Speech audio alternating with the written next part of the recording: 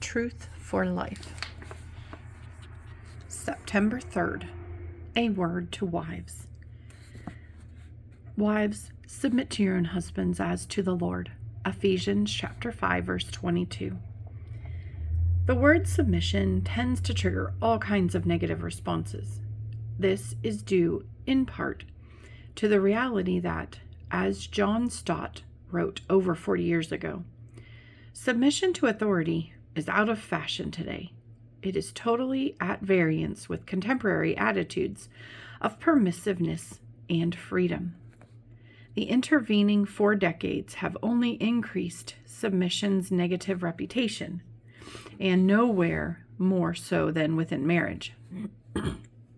Yet the fact remains that, properly understood and rightly applied, submission lies at the heart of relationships as God established them. Children are to submit to their parents, Ephesians 6:1. Church members are to submit to their church leaders, Hebrews 13:17.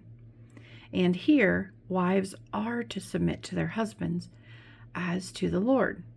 Submission to others, depending on the roles to which we are called in life, is part and parcel of our relationships with each other. A wife's submission to her husband reflects God's divine ordering for marriage, then.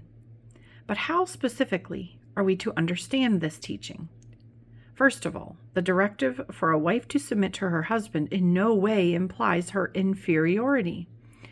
The Bible is very clear that men and women are equal in dignity, as both are made in God's image, Genesis 1:27.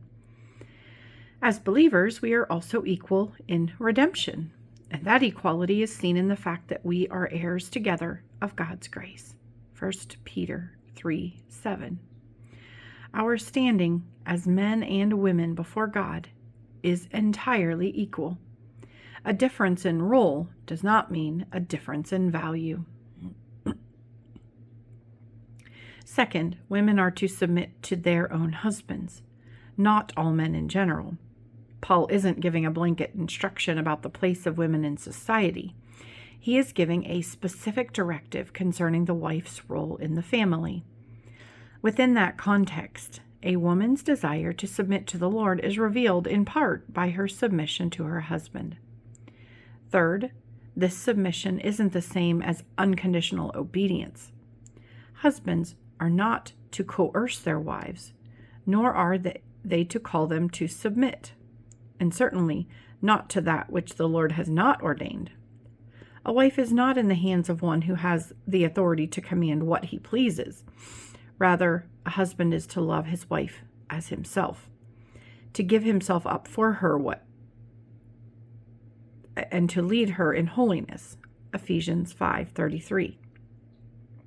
If you are a husband, then it needs to be underlined that if at any point you seek to lead your wife away from obedience to Christ rather than deeper into it, your wife is under no biblical obligation to follow your lead.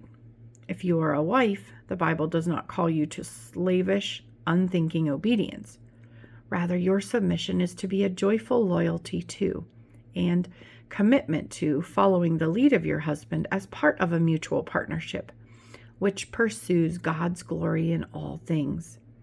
Wholehearted and without reluctance, this kind of submission is only possible by God's enabling, so that you might do your husband good and not harm all the days of your life.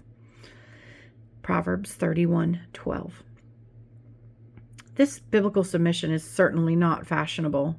It is often not easy, but in the sight of God and of his people, it is beautiful.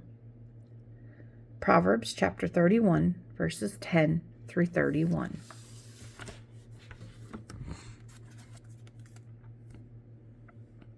The woman who fears the Lord. An excellent wife who can find. She is far more precious than jewels. The heart of her husband trusts in her, and he will have no lack of gain. She does him good and not harm all the days of her life. She seeks wool and flax and works with willing hands. She is like the ships of the merchant. She brings her food from afar.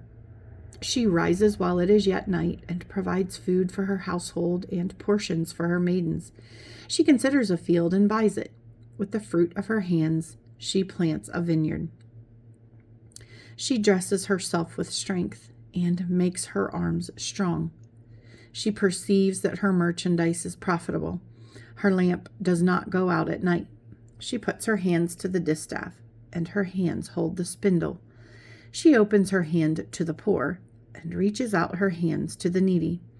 She is not afraid of snow for her household, for all her household are clothed in scarlet. She makes her bed coverings for herself. Her clothing is fine linen and purple. Her husband is known in the gates when he sits among the elders of the land. She makes linen garments and sells them. She delivers sashes to the merchant. Strength and dignity are her clothing, and she laughs at the time to come. She opens her mouth with wisdom, and the teaching of kindness is on her tongue. She looks well to the ways of her household, and does not eat the bread of idleness. Her children rise up and call her blessed, her husband also, and he praises her. Many women have done excellently, but you surpass them all. Charm is deceitful, and beauty is vain, but a woman who fears the Lord is to be praised. Give her of the fruit of her hands, and let her works praise her in the gates.